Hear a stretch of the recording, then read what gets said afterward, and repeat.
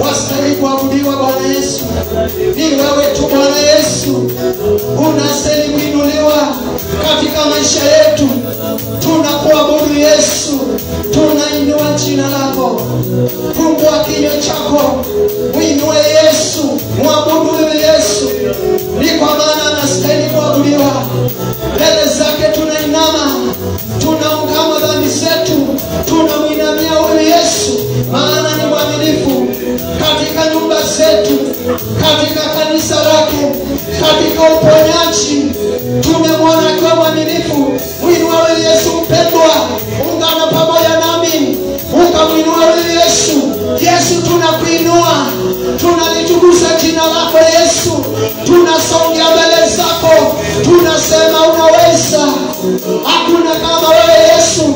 Pokea utukufu, pokea sifa ni zako Bwana.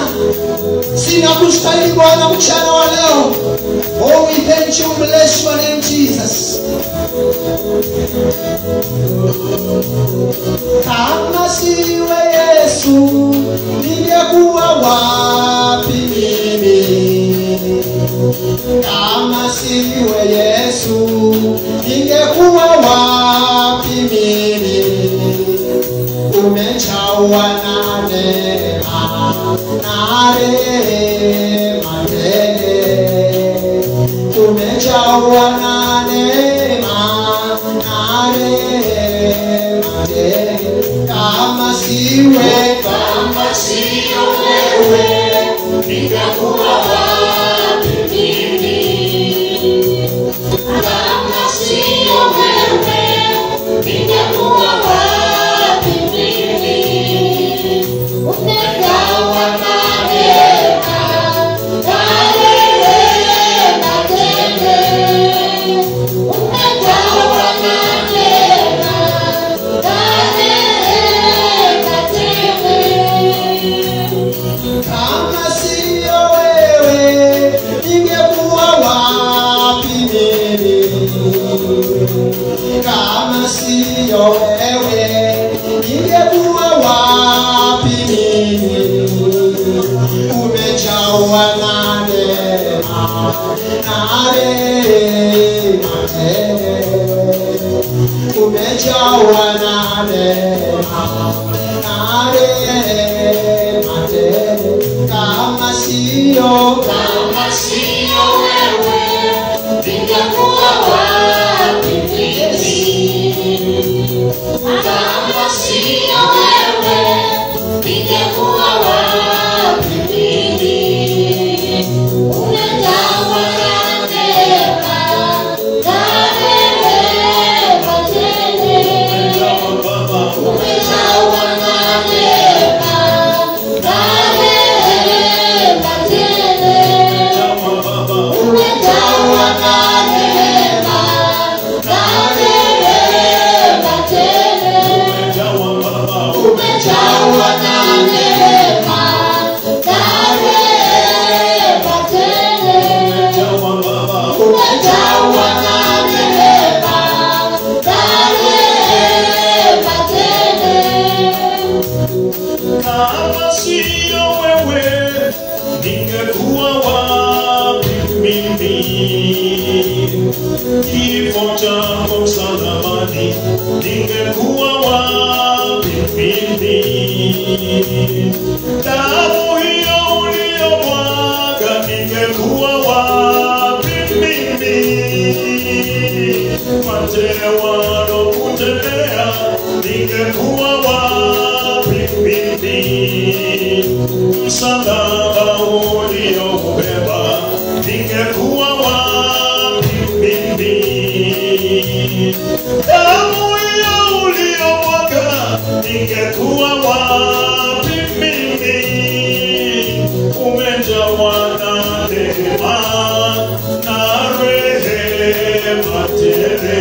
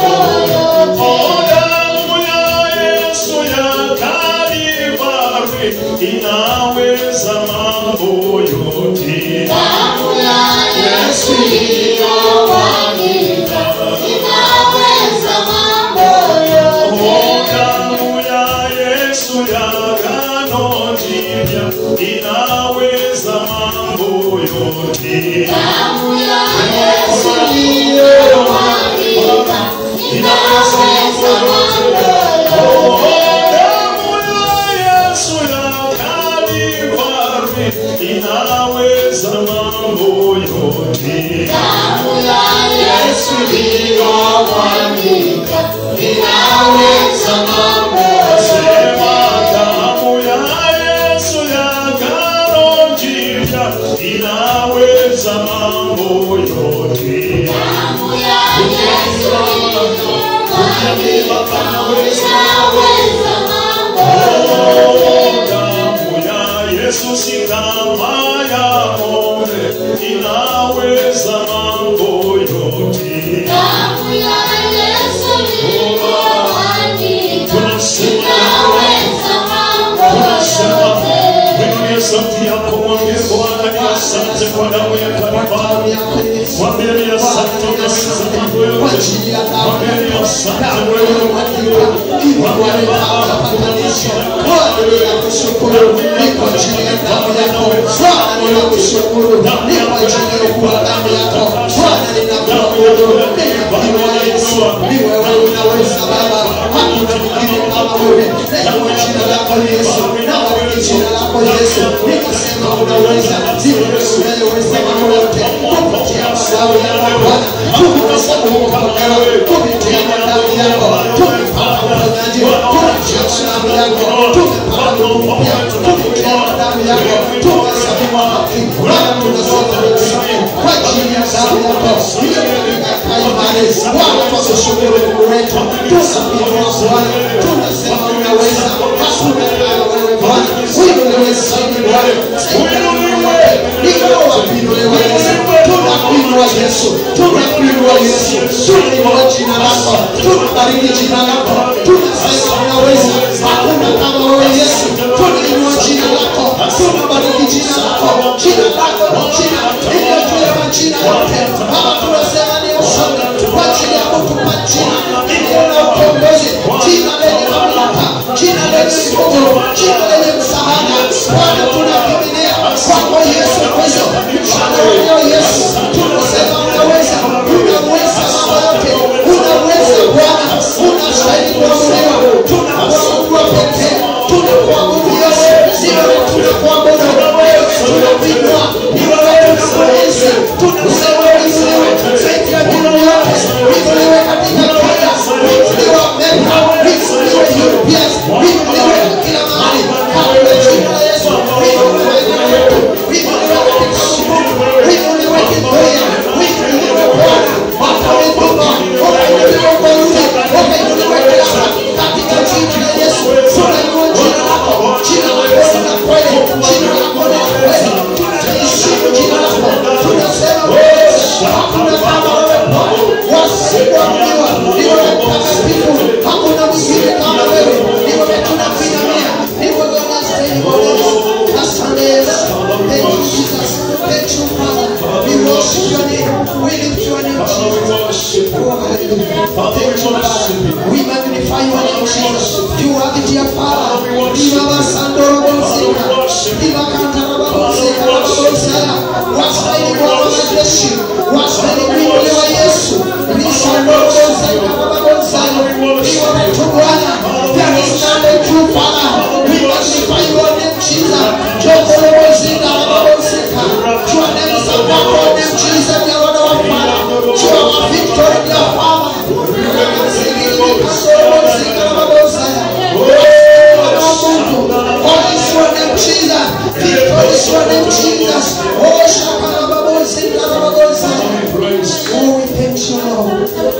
Thank you, Lord. I want you to put your hands together, celebrate Jesus. Yes. Hallelujah. Glory to Jesus. We worship your name. Hallelujah. Sundays. Amen. Hallelujah. Hallelujah. Oh yes. Yes was made. Inua Yesu, inua. Inua Yesu, inua. Inua Yesu, inua. Inua Yesu, inua. Inua Yesu, inua. Yes.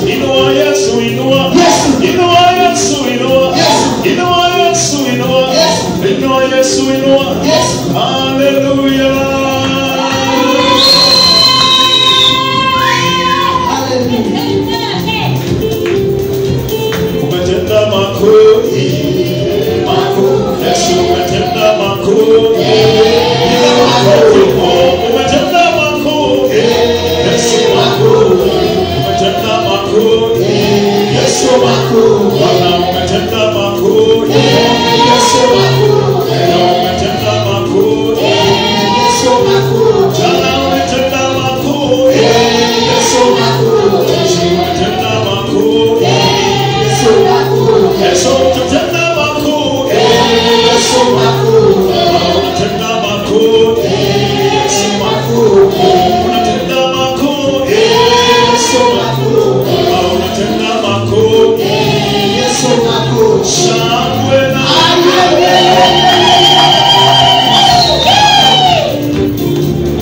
oh, nitamwinua Bwana, nitamwinua Yesu.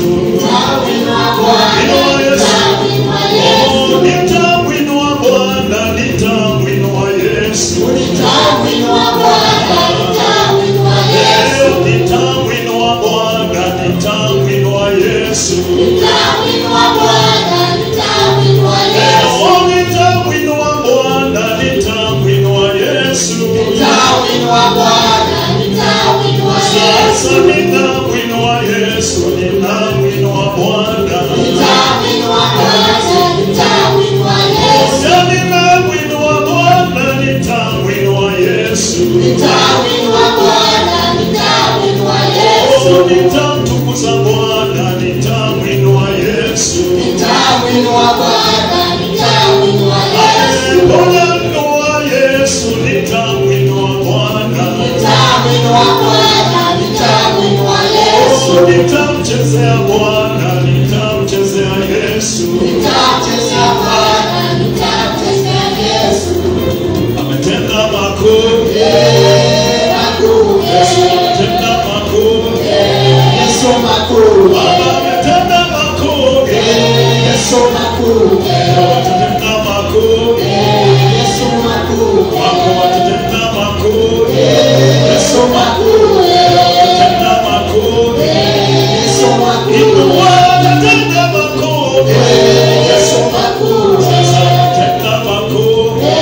Yesu makuu. Leo ametenda makuu. Yesu makuu. Yesu ametenda makuu. Yesu makuu. 1, 2, 3, 4. Jesus. Piga shangwe na vigelegele. Tunamwinua Yesu. Pasia mtu high five, mwambie Yesu ni Bwana. Yesu ni Bwana. Hallelujah. Yesu ni Bwana. Yesu ni Bwana. Amen. Yesu ni Bwana. Amen. Yesu ni Bwana. Somebody bring to me Pastor Joel na viongozi wa praise and worship, watu wa uimbaji. Mungu awabariki, wapigie makofi kwa jina la Yesu Kristo na Mungu aliye hai. Amen. Tafuta mahali pazuri ukae mbele za Bwana. Tafuta mahali pazuri ukae. Aubarikiwe. Amen. Make sure all the mics are shut and turned off in the name of the Lord. Make sure all the mics are turned off in the name of the Lord. Basi hakikisha kila nini zimezimwa. Hallelujah. Amen. Praise the name of the Lord. Amen. Are you happy to be in the presence of God? Je, unafuraha kuwa mbele zake Mungu? Hallelujah. Can you celebrate Jesus? Basi fikie Bwana Yesu makofi. Hallelujah. Amen. I'm so very happy to be home again. Basi niko na furaha leo niko nyumbani. I wasn't with you last Sunday.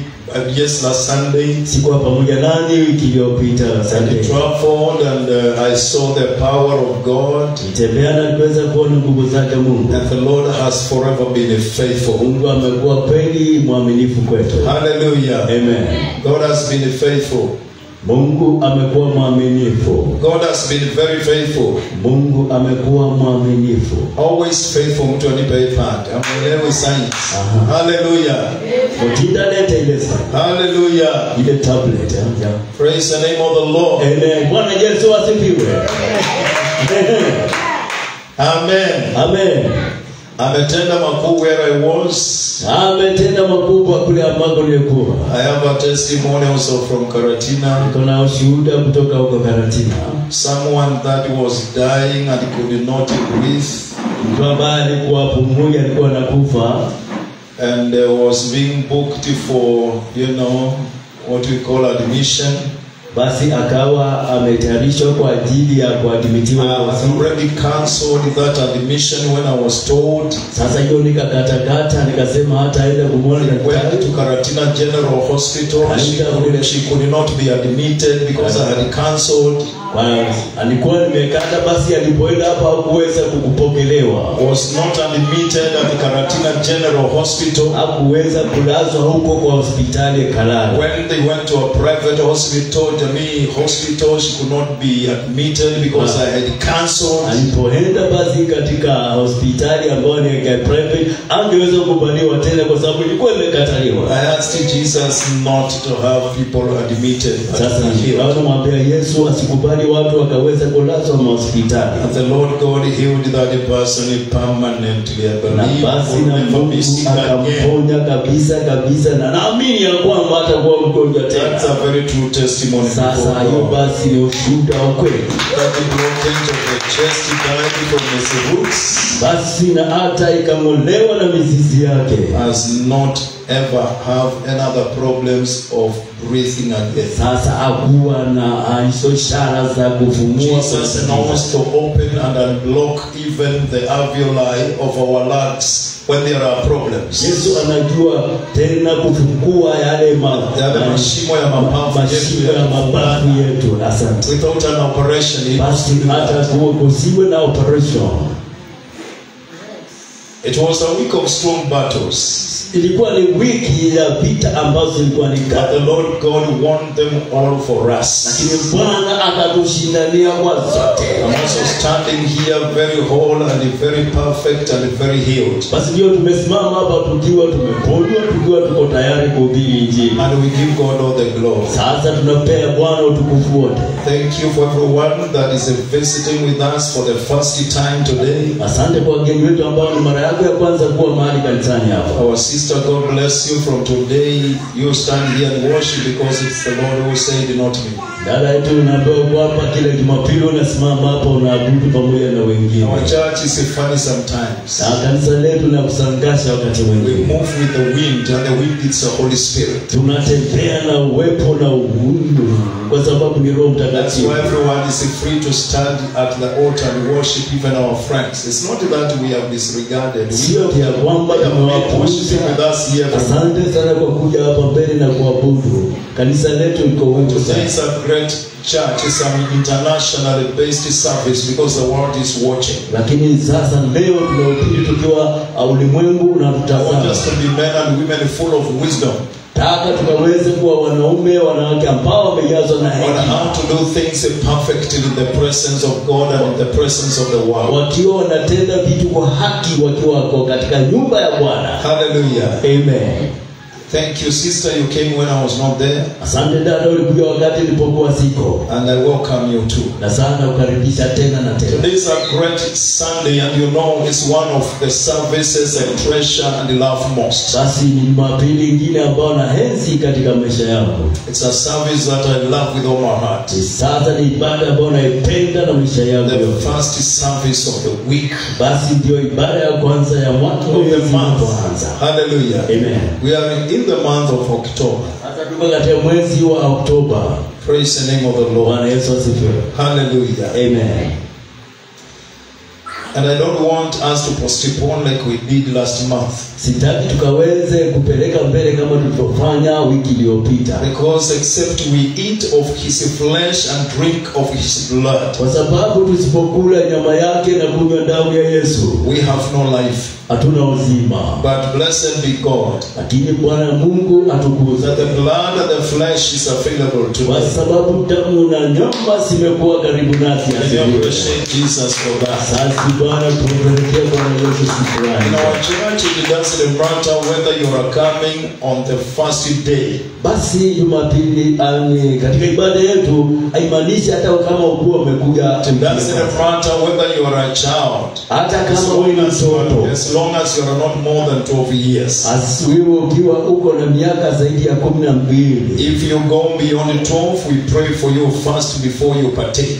Basi ikiwa miaka yako iko chini ya 12 tunakuombea kabla hujachukua meza yako. Ikiwa iko juu zaidi ya 12. Ikiwa uko juu sana, asante. If you are born again, whether you are born again yesterday, Hata kama ulizaliwa jana, you qualify for the Holy Communion. sasa wewe unahitimu kuchukua meza ya Bwana.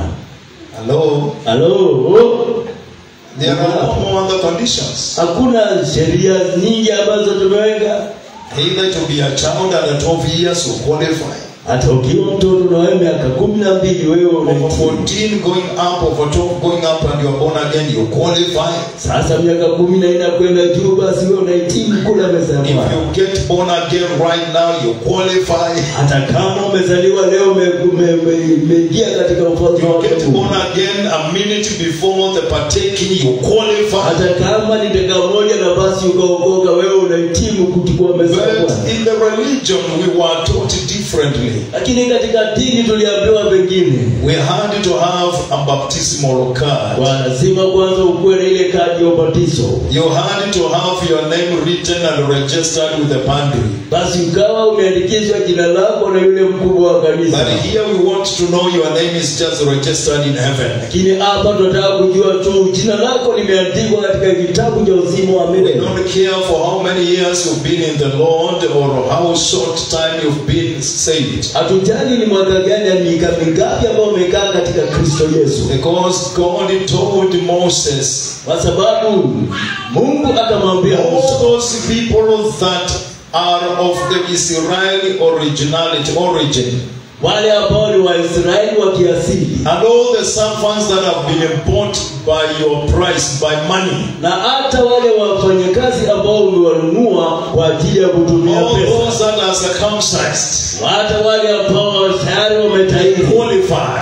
wale wanahitimu. Hallelujah. Bwana Yesu So you asifiwe. just need to be born again. Kwa hivyo lazima kwanza uzaliwe mara ya pili, Nothing else. hakuna kitu kingine. Why did I say about children?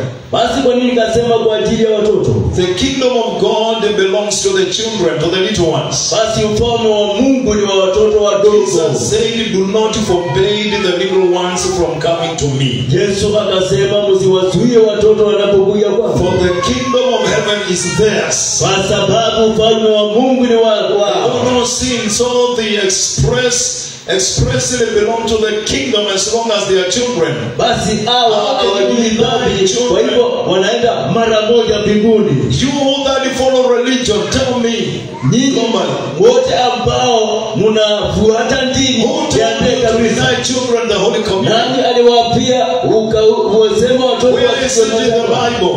ni wapi katika Biblia? David is saying, where my child has gone, Daudi akasema pale mtoto wangu ameenda, he cannot come back. hawezi kunirudia, But one day I will go there. lakini siku moja nitaenda huko. David was of an understanding that the religious people have. Nani? Daudi alikuwa na wale mawazo ambao dini zingi That ambazo small zinasema. children go to heaven. Watoto ambao wanaenda mbinguni. Because David knew one day he would go to heaven. Kwa sababu Daudi alitambua kwamba siku moja atakuwa mbinguni. Because he loved God with all his heart. Kwa sababu alimpenda Mungu na moyo wake wote. So he says, Kwa hivyo why should akasema, I mourn that my child with him, but Sheba is dead? kwa nini nimhuzunikie mtoto wangu na amekufa na ameenda And I know mbinguni? the child has gone to heaven. Najua mtoto wangu ameenda mbinguni. For the kingdom of heaven is theirs. Kwa sababu ufalme wa Mungu ni wa watoto. Hallelujah. Amen. Let's go to Exodus chapter number 12. Wacha tuende katika kitabu cha Kutoka 12. Exodus chapter number 12. Kutoka 12. Today I'm speaking of the mark of the new beginning. Basi leo nitazungumzia ishara za mwanzo mpya. The mark of the new beginning, or the sign of the new beginning. Yes. Ishara. Let's use your word. Sign is better. Ishara za mwanzo mpya. The sign of a new beginning. Yani ishara za mwanzo mpya. Because there is newness of God every other time. that we take the Holy Communion with understanding. Kwa sababu kila wakati unapochukua meza ya Bwana huwa kuna ule ushauri mpya. Hallelujah. Amen. Exodus chapter 2 verses 1 to 3. Basi kitabu cha Kutoka 12 kuanza mstari wa kwanza na kupita wa 3. The Lord said to Moses and Aaron in Egypt, Mungu akamwambia Musa na Haroni huko Misri, this month is to be for you the first month. Akamwambia kwamba huu mwezi wenu utakuwa ndio mwezi wa kwanza. The first month of your year. Basi ni mwaka wa kwanza wa mwezi wa mwaka The huu. Lord said to Moses and Aaron in Egypt, Mungu akamwambia Musa na Haroni huko katika Misri, this month is to be for you the first month. huu mwezi utakuwa kwako, yaani ni wa kwanza katika miezi. The first month of your year.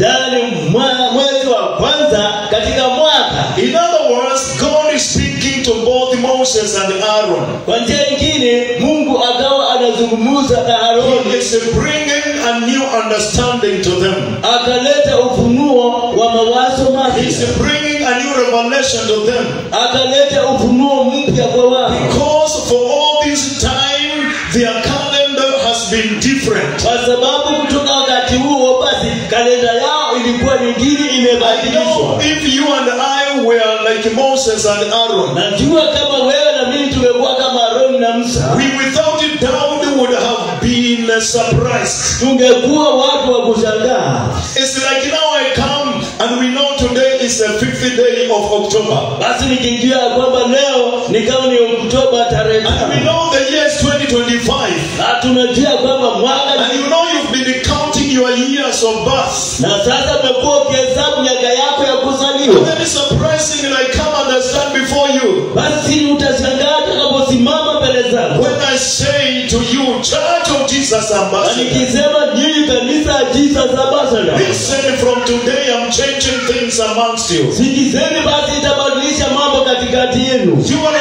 going to have a different, totally different calendar. Utaanza kuwa na kalenda mpya ya kushangaza. Forget about all the years and the months and the days that Basi are past. sahau siku zilizopita na miaka iliyopita na miezi iliyopita. Forget about your years of birth. Basi na usahau hata miaka yako ya Forget as kuzaliwa. whether you are old or young Au or you wewe are a ni child. kama wewe ni mtoto, wewe ni mwanaume, Today, umekomaa au mama. everybody, today everyone Leo kila mmoja is going to be of the same age. atakuwa na umri za wazao na yule mwingine. Hallelujah. Amen. There will be no old man, there will be no old woman. Hakutakuwa na mzee, hakutakuwa na mtoto. No longer be a child. Basi hakutakuwa na mtoto.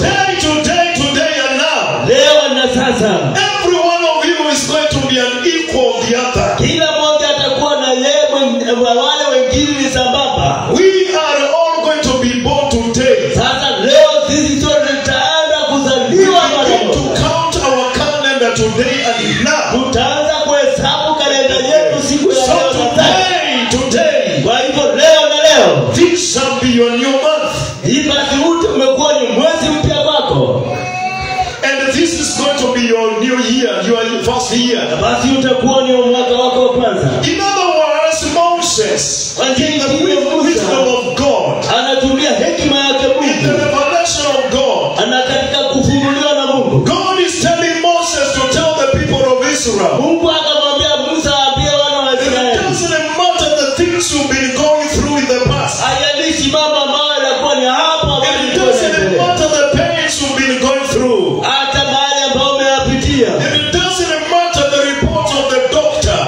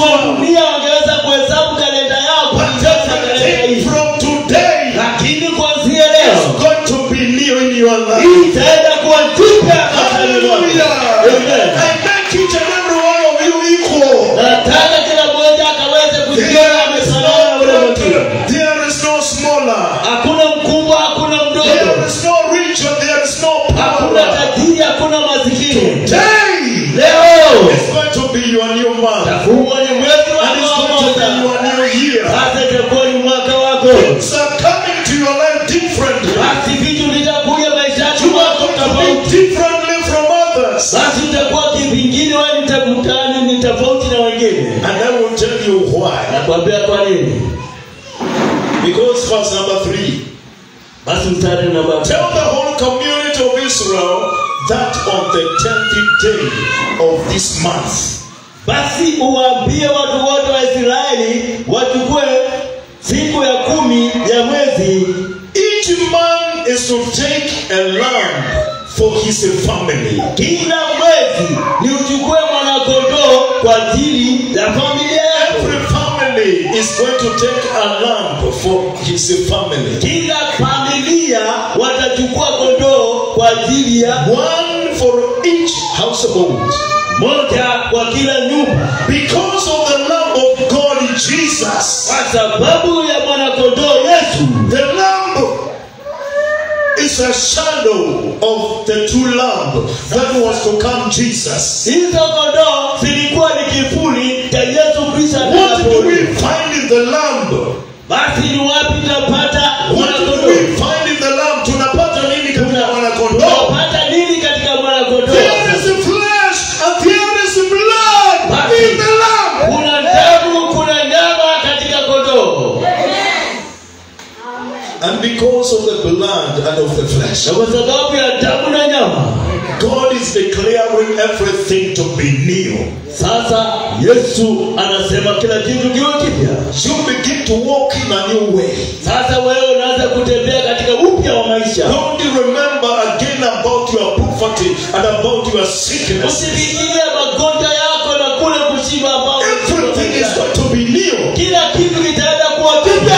Change everything within and around you, says the Nasema Lord. kila kitu ndani yako na kinachokuzunguka kitakuwa kipya. God said, tell the people of Israel, Musa akaambiwa neno kaambia wana wa everything is Israeli. going to be new. Basi wakawezi kutarajia kila This kitu. will be the beginning of your new month. Basi itakuwa ndio mwezi wa itakuwa mwanzo wa mwezi The wako. beginning of the new year. Basi mwanzo wa mwaka mpya. That's why Israelis or Israelites are totally different from every other Hiyo nation. ndio sababu Israeli wako tofauti na wale wengine wa mataifa. You are the Israelis of today. Wewe ni Israeli wa siku ya leo. Because of the Lamb of God, hallelujah. Kwa ajili ya mwana Because of the kondoo. Lamb of God, hallelujah. Sababu ya Because mwana of the Lamb of kondoo. God, hallelujah. Sababu ya mwana kondoo.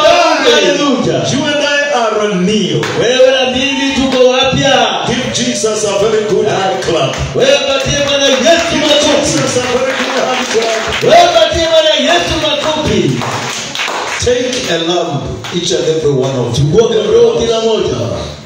Because the secret is in the lamb. Kwa sababu siri iko katika mwana Because in kondoo. the lamb there is a blood Kwa and sababu there is a katika flesh. kondoo kuna nyama na kuna nyama. Jesus told them, except you eat of my flesh and drink of my blood, Akawaambia msipokula damu yangu na kula nyama zangu, there would be no life. hakuna uzima ndani yenu. But if you drink of my blood and eat of my flesh, Lakini mtakapokula nyama yangu na kunywa damu you yangu, will not die.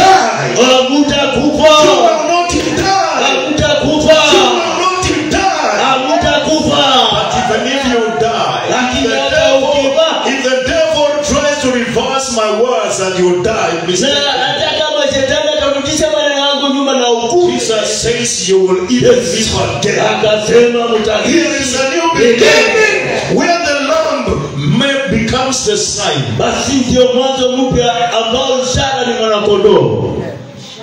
A sign of the new beginning of new Ishara za mwaka wa mwezi wa mwanzo mpya. mwanzo mpya. The sign of the new beginning. Ishara za Or the sign of the newness. au ishara za upya. Mwanzo mpya. I came to declare, to announce to you, Nimekuja kutangaza kwenu kanisa, that it doesn't matter what you've been going through. hayalishi yale ambayo It doesn't matter umeyapitia, what the devils have said against you. hayalishi yale ambayo shetani It doesn't amekuongelezea, matter whatever the devil has been doing. hayalishi yale ambayo shetani It doesn't matter amekuongelezea, how many witch doctors and witches have been rising up against you. hayalishi ni wachawi wangapi wameinuka It kanisa. doesn't matter what they say about us. Hiyo sio shida kuwa wanakunenea mabaya. We have a new beginning. Sasa tuko na mwanzo. We have a new beginning. Kuna mwanzo mpya. In the name of Jesus. Katika jina la Yesu. And because there was a new beginning, listen very carefully. Na kwa sababu kulikuwa na mwanzo mpya, sikiza. God made sure Mungu akahakikisha on the 39th when they were leaving Egypt, usiku ule ambao walikuwa wakitoka Misri, none of them among them was a feeble. hakukuwa kati yao mtu mnyonge.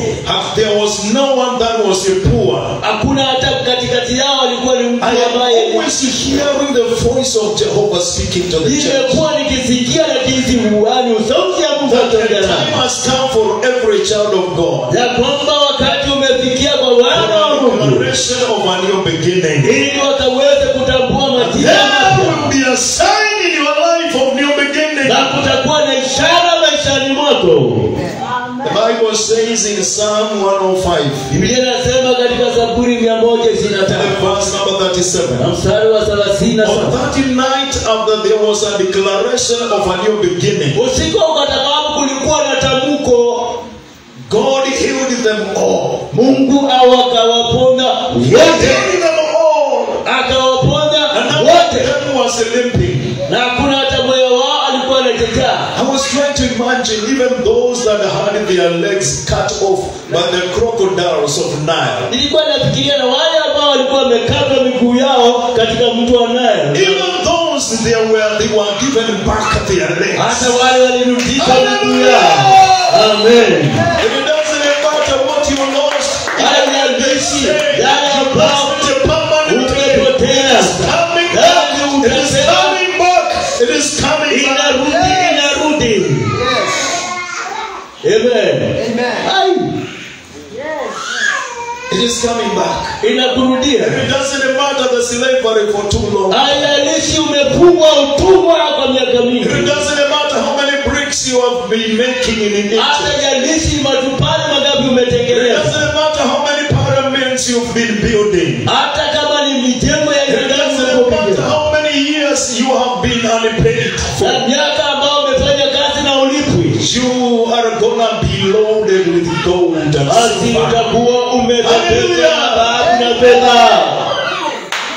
Tonight they also carried with them a lot of gold and a lot of Basi silver. usiku wakawa wamebeba dhahabu na fedha. When God declares a new beginning, Mungu anapotangaza mwanzo mpya, when the Lamb of God is involved, basi ikiwa mwanakondoo when amehusika, we carry him in our blood and in our flesh, basi tunambeba katika damu yetu na when we nyama become zetu. one with him, Tunakuwa pamoja na yeye. everything instantaneously becomes new. Vitu zote zinakuwa mpya mpya mpya.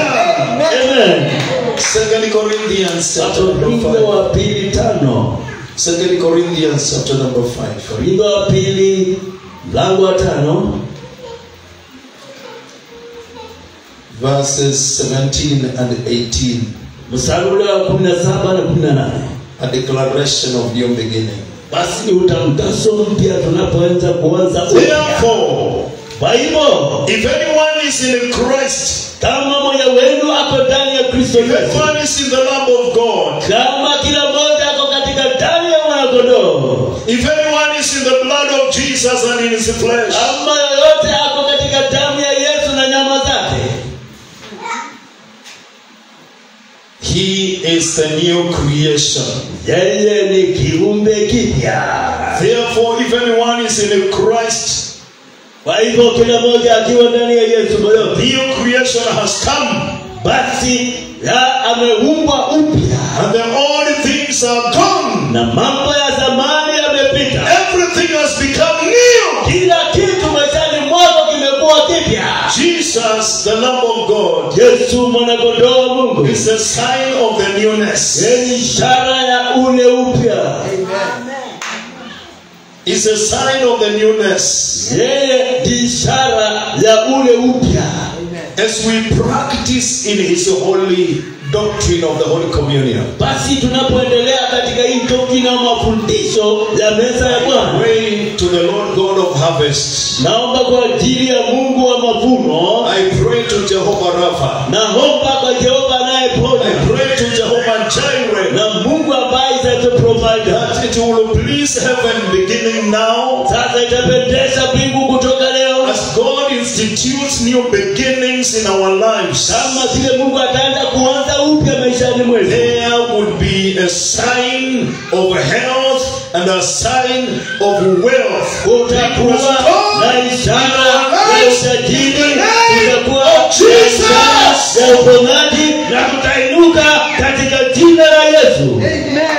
All this is from God, Na yote ni kutoka kwa Mungu, who reconciled us to Himself kwa sababu yeye ametupatanisha kwake kupitia kwa Yesu, through Christ, and gave us the ministry of reconciliation. kwa ajili ya kupitia kwa Yesu, na akatupatia huduma ya upatanisho. I tell you the truth, Nakwambia wazi, as we celebrate the Holy Communion, basi tutakapoenda kusherehekea meza ya Bwana, God is initiating newness in our lives. Mungu basi analeta upya katika maisha yetu. Fanyaga mambo haraka. Bana jifuta kama mama mzee. Amen. Ukitoka huko ungekuwa umefika hapo ni msichana na umechukua hiyo. Haleluya. Amen. Amen. Pigieni makofi. Yes. Fanya kazi kama msichana. Yes. Sir. Baba. Amen. Haleluya. Amen.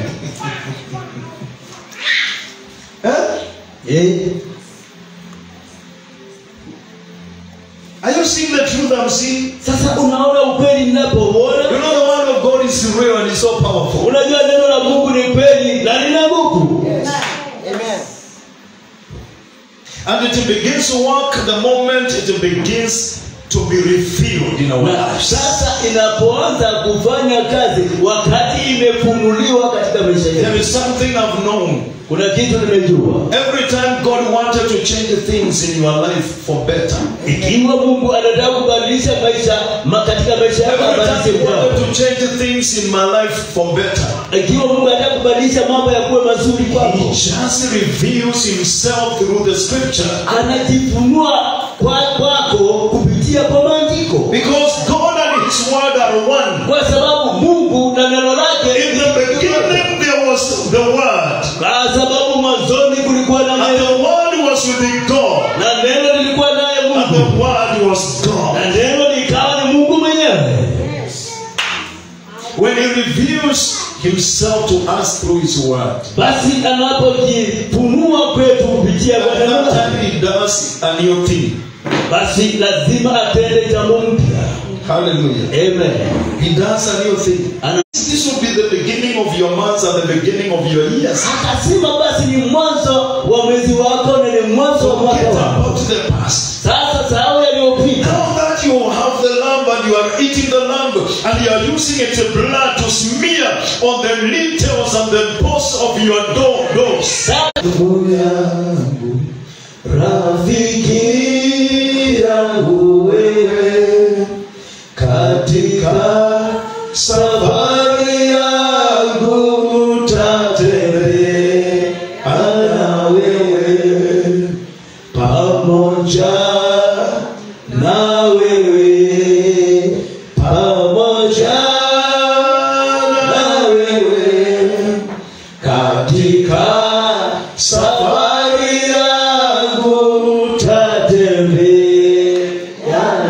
God was saying from now on you are no longer gonna be alone. Akasema kuanzia sasa hamtakuwa peke yenu. That's why the calendar of the Hebrews is totally different from. Sasa ndio hiyo kalenda ya Waebrania iko tofauti ya hizi zingine. If you did not know, you need to know today. Hapa wewe hukuweza kujua leo, jue. If you went to Israel right now, it would not be 50th day of October. Ukienda kwa Israeli huko itakuwa ni siku ya 5 ya mwezi wa 10 leo. Itakuwa kalenda imebadilishwa. Ilikuwa imekwisha kubadilishwa. It's a reality. If you went, don't think in Israel it is October right now. Usione kwamba huko Israeli ni Oktoba. Ni mwanzo mpya. Joeka ni Mungu will tell us what date and what month it is in Israel right now. Sasa ugugu uone sasa leo kwa Waisraeli ni siku gani? Sio Oktoba 50. Say today on the Gungu, today being 50. Say just that. Say today, what date and month and year? What date and month is it in Israel now? You will find it's not 50 of October. Basi akibugu ataona sio from that day to date. Basi mambo yalibadilika toka siku. So the word of God is real. It's not just a myth. Kwa hivyo neno la Mungu sio aitaya za bunuasi, ni ukweli mtupu. In Hebrew calendar, it's not the 5th of October in Israel. Katika kalenda ya Waebrania hiyo ni tofauti, sio kama si kalenda hii ya Kenya tunaotumia. And the world has the same calendar except Israel. Na basi dunia yote iko na kalenda hii, lakini Israeli wako tofauti. That's why you and I that are in Christ, the church, has different things. Basi ndio wewe ambao tuko ndani ya Yesu Kristo tuko na mambo tofauti. If therefore anyone being in Christ Jesus, being the Lamb of God, ikiwa basi moyo wenu ako ndani ya Kristo Yesu mwana he or she is a new creature. Yeye ni kiumbe kipya. The only things have passed away. Sasa mambo yale ya zamani yamepita. Laana za ukoo zimepita. Hizo zimepita. Witchcraft cannot destroy you. Uchawi ambao ungeweza kukuharibu hauko na nguvu. What you fear makes God wonder. What are you fearing? Sasa wewe unaogopa nini? When we fear witch doctors, witches and wizards, God wonders. Tunapowaogopa hao wachawi sijui hawa, yaani Mungu anakaa tu anashangaa. Because he made everything new in your life. Kwa sababu amefanya kila kitu kipya maishani mwako. Hello. When you talk of cancer that it kills, HIV that it kills, God wonders. Unaposema ati kansa ambayo inaua na HIV. Because God says with you, in you, all things are different. Because with God, nothing shall be impossible. Imekuwa kipya. Na hakuna kisichowezekana. And the Bible says all these things are from God. Biblia inasema kwamba vitu hivyo vyote vinatoka kwa Mungu. Who reconciled us to himself through Christ. Basi na Mungu ametuunganisha kupitia kwa And he made us new in him. Basi akatupanga kuwa wapya ndani yake. That's why everything must change.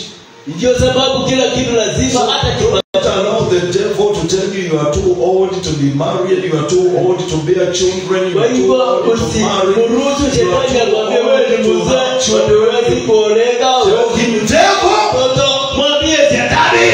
Everything is new in me. I am of the tribe of Abraham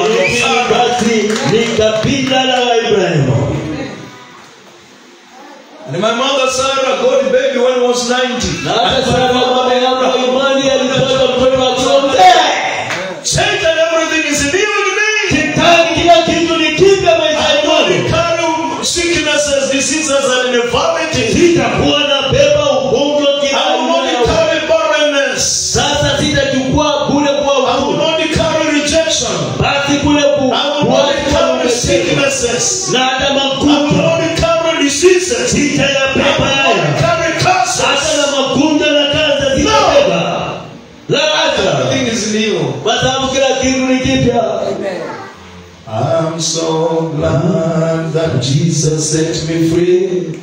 I'm so glad that Jesus set me free. I'm so glad that Jesus set me free. I'm singing glory, hallelujah. Jesus set me free. Everything is new. Kila kitu ni kipya In Jesus' name. katika jina la Yesu.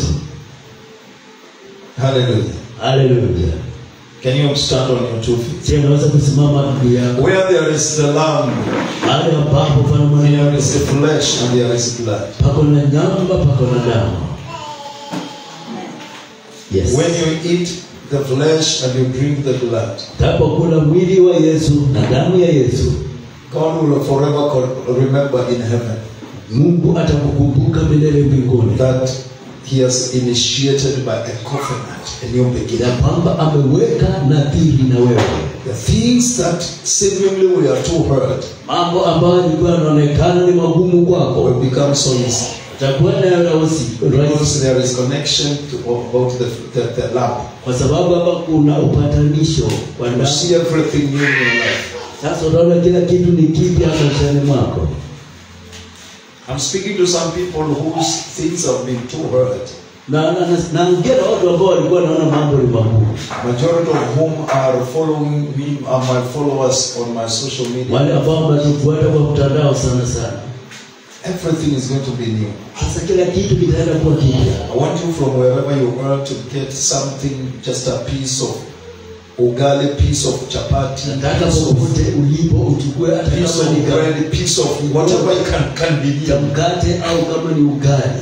And if you cannot have ribena or something that is ready in color, it doesn't Utakuwa na matter. kitu kama redina au soda. Just get a cup from your house Chukua kikombe kwa nyumba yako. and put in water if you can't have another thing. Na kama una chochote kile wewe chukua maji. Because it's a sign of faith. Kwa sababu ni ishara ya imani. And because we are not prepared for this, God will Na understand. kwa sababu Mungu amejitayarisha kwa ajili Just get a cup and put something. Sasa ukikue kikombe na weke kitu. Because today I want to change your life forever Kwa through sababu Christ. leo nataka kubadilisha maisha yako kabisa. And get a piece of bread or something and connect to your Holy Communion, the blood of Jesus. Mkate au ugali na useme ni mkate sasa. Ni mwili wa Kristo. Don't ask me questions, Pastor. I've never heard that. It doesn't matter. Usiulize maswali mengi watu ipate siyasikie. By the grace of God, I'm a teacher of the Bible. Basi kwa sababu ni mwalimu wa Biblia. And in 1 Corinthians chapter 3, Na Biblia inasema katika the church of Corinth came each and every one with the food, different foods from their homes. basi kanisa la Korintho wakawa wanakuja kanisani wakiwa na chakula tofauti kila And the mtu. apostles prayed for that food and it became a Holy Communion. Na hata wanafunzi wa Yesu waliweza kuomba na ikawa ni tano So kabisa. take anything you have near you.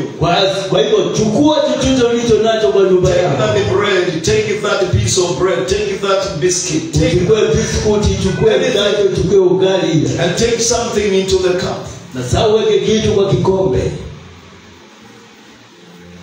And I'm going to declare it the blood. Na sasa nitaenda kuitangaza ni damu ya Yesu na ni mwili wa Kristo. Matthew chapter 26. Mathayo 26. As they do that, Matthew chapter 26. Wakifanya hivyo Mathayo 26. Matthew 26. Mathayo 26. From verse 26. Umegugu. From verse 26. Mstari 26. You will remind me that about the calendar. Ya, sasa utatukumbusha kawaida. Verse 26. While they were eating, Walipokuwa wanakula, Jesus took bread. Yesu akachukua mkate. And when he had given that, Sasa aliwapatia. he broke it and gave it to his disciples, Akaivunja na akawapatia wama. saying, Akasema, take and eat. This is my body. chukua na ukule, huu ni mwili wangu. Verse 26. Mstari 26. He then took a cup, 27. Basi akachukua kikombe.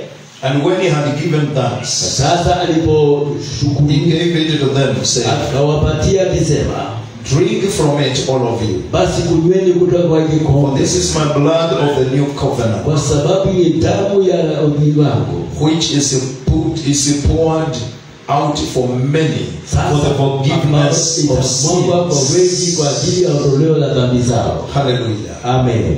There is a declaration of new beginning, Basi kuna tangazo la mwanzo mpya, because we must take kwa sababu each lazima one of us. tuchukue mwanakondoo, Every household yaani nyumba yote, for a new beginning to kwa begin. ajili ya mwanzo mpya. Are you there and you are not born again? Uko pale na bado Let me hujazaliwa. ask, anyone born again except for the small children? Anyone that's not born Ila again? kuna watoto kuna mwingine ambao basi ndio My ukolewa. son, are you saved? Kijana umeokoka. Umewahi kuombewa wokovu? Kabisa, yes. We pray for salvation. Oh, that's good. Yone So ajabu. each and every one of us here is taking the Holy Kwa Communion. hivyo kila mmoja wetu hapa, hai shukuru Bwana utachukua meza. Father, Baba, in the name that's above all other names, katika jina la majina ambayo iko juu, I declare by your word and by prayer tangaza kwa neno lako na maombi that what we are lifting before you kwamba ile ambayo tunainua mbele zako has now become the flesh sasa imekuwa ni mwili wa Kristo. of Jesus Christ. Kristo, Let all the benefits that come through his body wacha Bwana kila msaada inayokuja kwa ajili ya hili be our portion now wacha ikawe ni sehemu and yetu work sasa. through our Na lives ifanye kazi maishani to the honor and glory of your kwa name. ajili ya utukufu wako Bwana. Father, Baba, in the name that's above all other names, katika jina la we lift our cup as a sign of all cups. sasa tupatie ishara ya I vikombe. decree and I declare, Sana tangaza, let this cup wacha kikombe hiki be the blood of the Lamb of the iwe new ni eternal damu covenant. ya Yesu Kristo ya agano ya milele. Let there be an initiation through a covenant Wacha basi kukawa na ishara ya of kwamba the newness in our lives now. ni upya tunapoanza. Every sickness, disease, and infirmity, Kila ugonjwa every curse na kila laana that has been hindering blessing in our ile lives, ambayo imekuwa ikizuilia baraka break and maishani, destroy it in the name of Jesus. tumekuja na kuamrisha yeye. Father, I pray for this small new church, Basi naomba kwa ajili ya that kanisa Lord, hili, through the power of the flesh and of the blood, kupitia kwa damu na damu ya Yesu, this church will be lifted and increased and multiplied hii kanisa ikaweze kuongezeka in na watu all wote. spheres of our lives in the name of Basi Jesus. na kule kuogopa maishani mwetu There will be finances multiplied in our lives. tutakuwa basi na There will be health kubarikiwa tele, multiplied in our na lives. afya zetu zitakuwa nzuri. There will be graces multiplied in our lives. Kutakuwa basi na There rehema za will be kutosha. favor multiplied in our lives. Kutakuwa Jehova na There upatanisho. will be protection multiplied in our lives. Kutakuwa tena na ulinzi In the name of Jesus, katika jina la the Yesu. yokes of witchcraft are broken. Basi na hata kuta za wale waganga zimevunjika In the name of Jesus, katika jina la Yesu. every pain is broken. Kila hali ya wasiwasi Every na ache uchungu, in our bodies is broken. basi na kule kuumwa kwa We miili are healed in our bones. umevunjika, We tumepona are healed in our blood. hata tumepona, We are healed in our flesh. hata nyama We zetu are healed in our zimepona, families. hata familia zetu I declare zimepona. new beginning. Sasa natangaza mwanzo Because the mpya, word of God cannot be broken. kwa sababu neno la Mungu haliwezi kuvunjika In the name of katika Jesus. jina la Yesu. Now let us take the flesh Basi na tuchukue mwili wa Kristo, and let us all eat. sisi zote tukue. But when you take it, wait for one another. Sasa unaposhukua basi na ungojee mwenzako. Amen. Amen. We'll take the cups from mommy. Tutachukua vikombe kutoka kwa mamini, When you take the cup, also wait. na utakapochukua kikombe na ungojee In the name of katika Jesus. jina la We Yesu. must make sure there is no cup remaining with the blood. Tuhakikishe ya kwamba hakuna kikombe kimebaki kwa meza And there is no bread that remains. na hakuna mkate utakaobakia pale, Because already that is the blood of kwa Jesus. sababu tayari imekuwa ni damu ya mwanakondoo. That is the flesh of Jesus. Sasa ni mwili wa Kristo Yesu, Which we must respect very highly. ule ambao basi tutaenda kuheshimu. That's why nothing can be wasted. Hiyo ndio sababu hakuna chochote cha kutupwa. By faith, Kwa imani when we lift the bread and pray, tulipoinua mkate it na became kuomba, the flesh of Jesus. ikawa basi ni nyama ya That's Kristo, why we must respect na it. hiyo ndio basi tuipatie By heshima. faith, Kwa imani when we lifted the cup and prayed, tulipoinua kikombe, it became the holy precious blood of basi Jesus. ikawa ni damu ya Yesu ya thamani. That's why we must respect it. Hiyo ndio sababu basi tutakuwa tunaheshimu. Let nothing be put to waste. Wacha chochote kisiwekwe kando au kitupwe. You better take 2 cups or 3 and to. Hata kama ungeweza kuchukua vikombe viwili vitatu, umeruhusiwa. Amen. We are very serious praying. Hallelujah. Sio mchezo. Hallelujah. Amen. In the name of Katika Jesus. jina la Yesu. In the name of Jesus. Katika jina la Yesu. Father, we thank you Baba, tunalibariki jina for lako your flesh and your blood. kwa ajili ya mwili wako na damu yako. Let the spirit of life Wacha basi roho ya uzima through Christ Jesus kupitia kwa Yesu Kristo come upon us. ikuje juu yetu. Forgive our sins, Basi tusamehe dhambi zetu, iniquities and hata transgressions. mabaya na yale ambayo tumekukosea. Let there be a new beginning Wacha kukawa na mwanzo mpya in our katika lives. maisha yetu. In the name of God the Father, Katika jina la Baba, in the name of God the Son, katika jina la Mwana, and in the name of God the Holy Spirit. katika jina la All the works of Satan are broken. kazi zote za shetani Every zimevunjika. other Na covenants, hata nadhiri zote the na serpent agano za kila covenants, the aina serpent covenants, na zile ambazo the zimewekwa, serpent covenants, hata zile za nyoka the scorpion na covenants, zile za all the covenants of the works of the devil, na zote ishara they ambazo are broken today. zimewekwa za kuzini. Anything that has been hindering marriages Kile chochote ambacho kimekuwa is removed in the name of Jesus. basi tumekiondoa Anything that katika has jina la been Yesu. hindering bearing of children Hata kule kwa is utasa removed in the name of Jesus. imeondolewa katika jina la Anything Yesu. that has been causing poverty and frustration Kitu ambacho kilikuwa kisababisha is removed and destroyed in the name of Jesus. tumekifuta katika jina la Yesu. And now in the name of God the Father, Sasa katika jina la Mungu Baba the Son, na wa Mwana and na of the Holy Spirit, Roho Mtakatifu, take the bread basi chukua mkate and you take the cup too. na uchukue kikombe tena.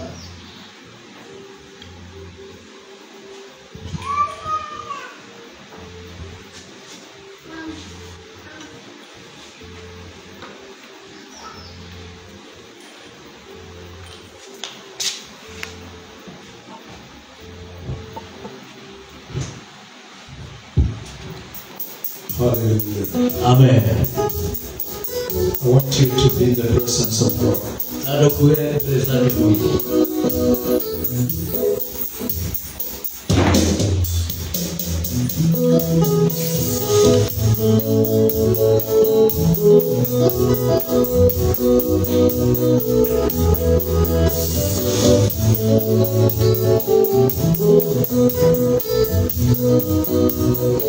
Msalaba wake Yesu, msalaba una nguvu.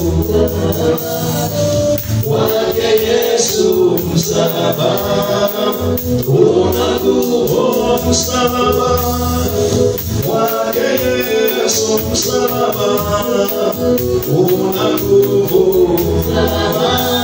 Oh, wake Yesu, msalaba una nguvu. Msalaba wake Yesu, msalaba una nguvu. Wake Yesu, msalaba una nguvu. Sema msalaba wake Yesu, msalaba una nguvu. Oh, wake Yesu, msalaba una nguvu. Oh, msalaba wa Kalvari wake Yesu, msalaba una nguvu.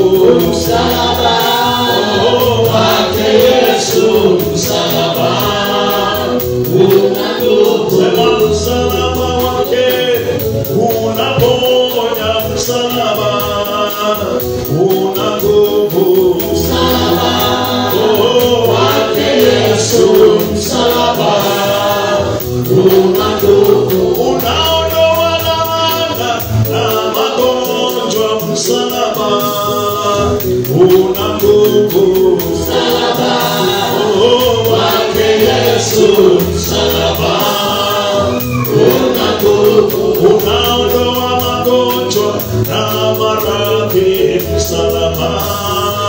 una nguvu. Msalaba Wake Yesu, msalaba una nguvu. unatulinda sote tokana na majini. Msalaba una nguvu. Msalaba wake Yesu, msalaba una nguvu. Unavunja magonjwa na laana zote. Msalaba una nguvu. Msalaba wake Yesu, msalaba una nguvu. Waleta mwanzo mpya Baba amesema. Msalaba una nguvu. Msalaba wake Yesu, msalaba una nguvu. Unaleta ulinzi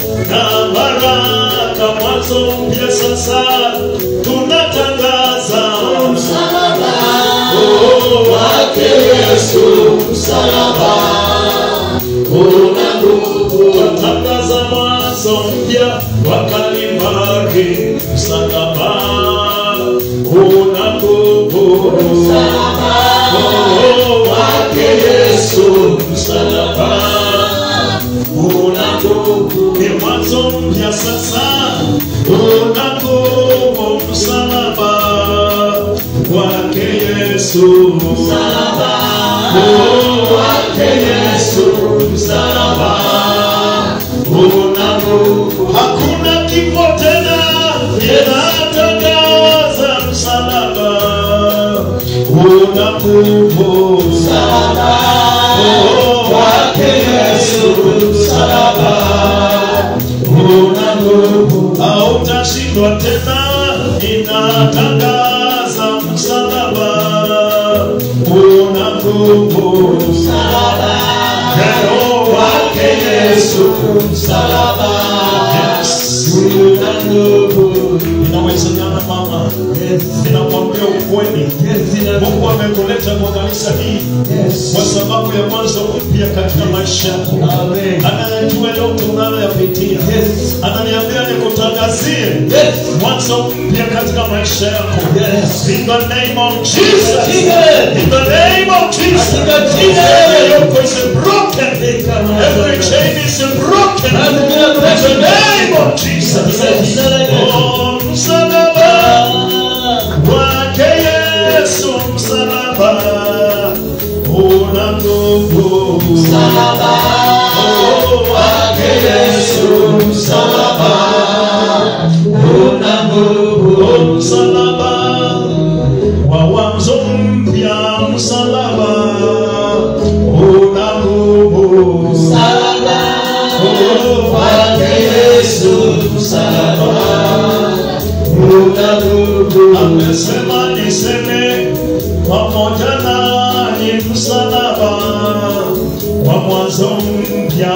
Msalaba wake Yesu, msalaba una nguvu. Wewe si yatima, anakuinua. Msalaba una nguvu. Msalaba wake Yesu, msalaba una nguvu. Wavuja mikataba kama agano. Msalaba una mwanzo mpya.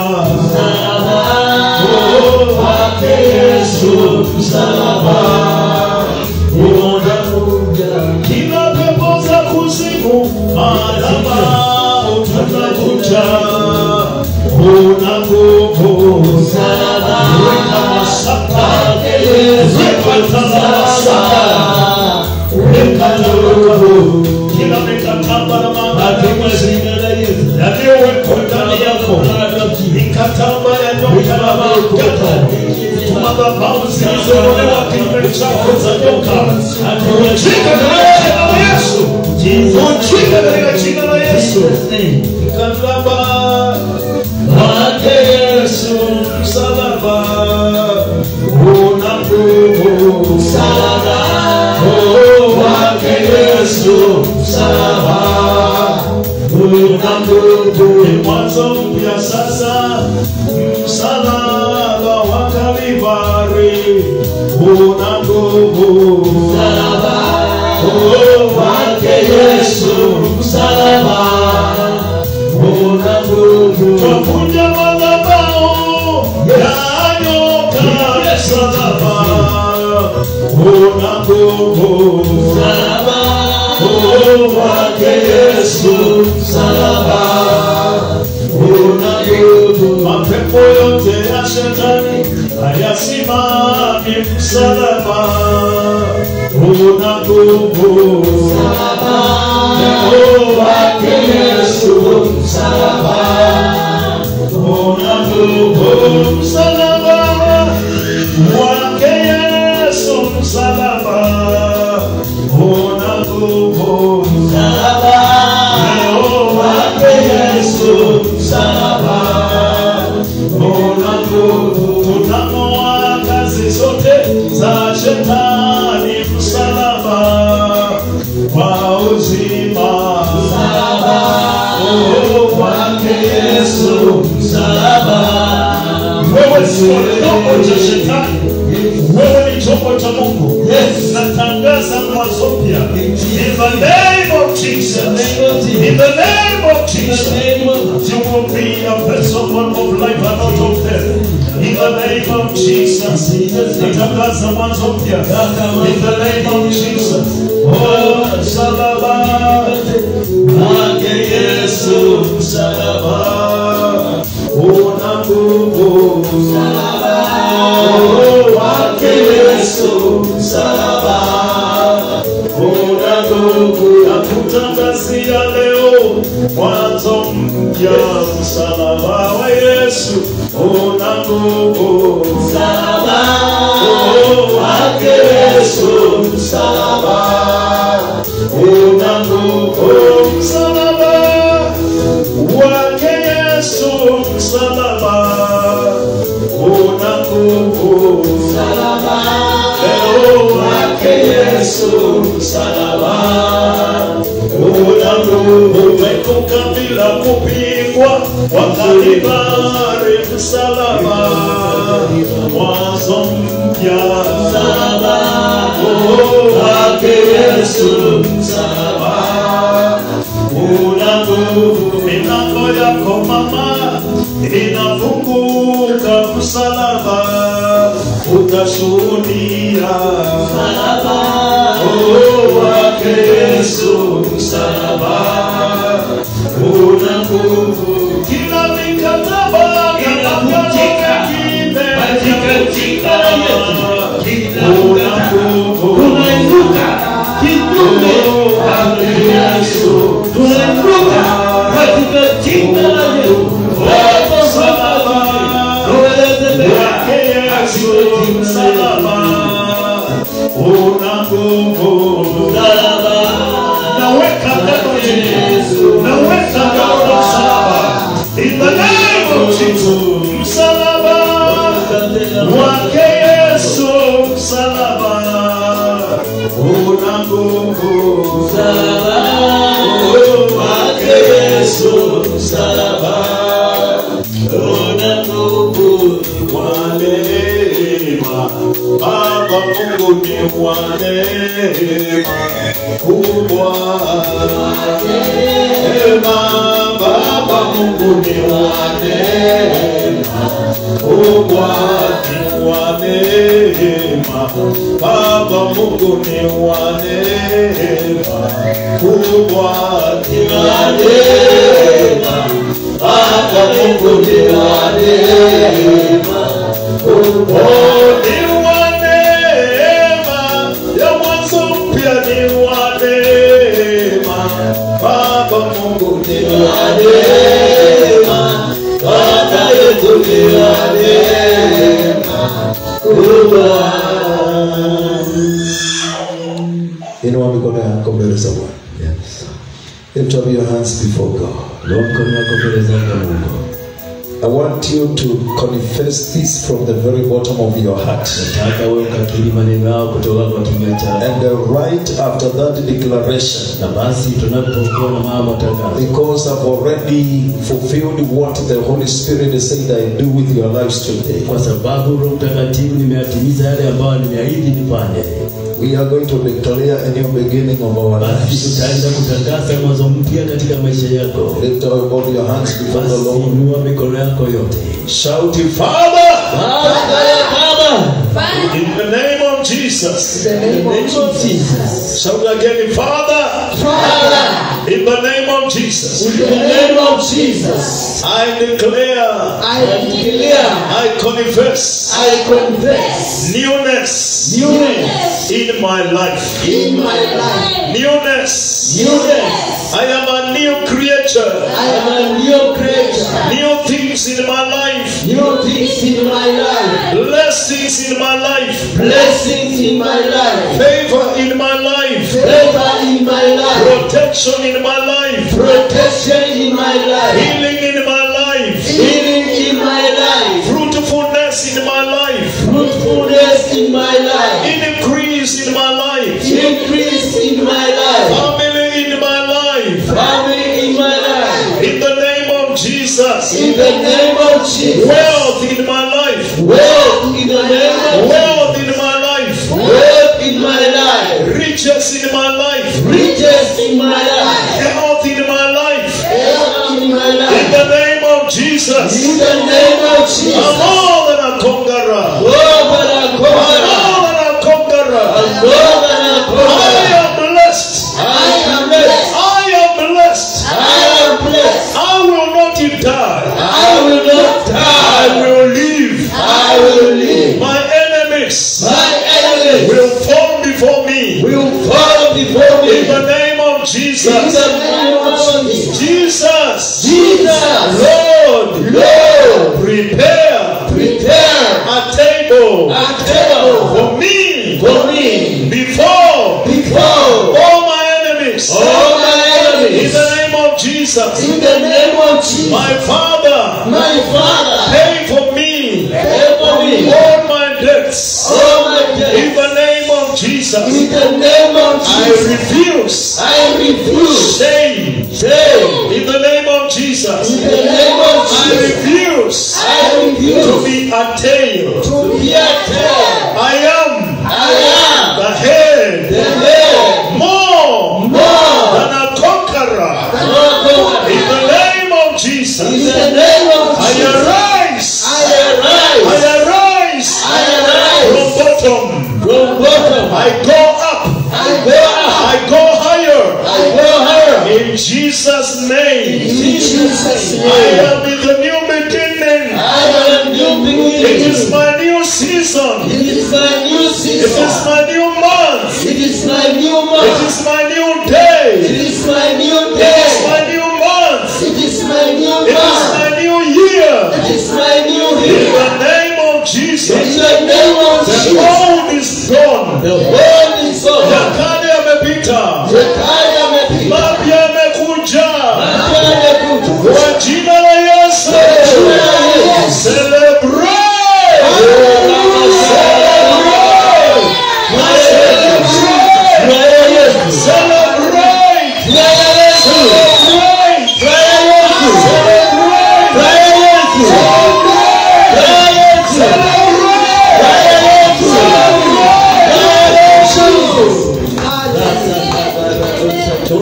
Tunasherehekea ushindi wa Bwana, jina la Yesu ni ngome imara.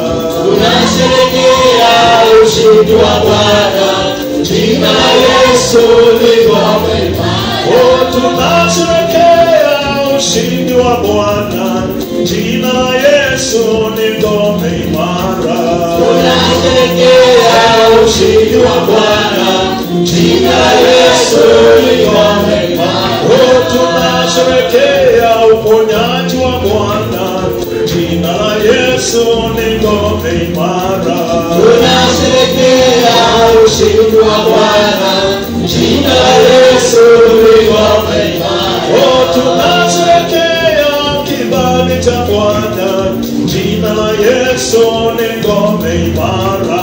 Tunasherekea ushindi wa Bwana, jina la Yesu ni ngome imara. Wewe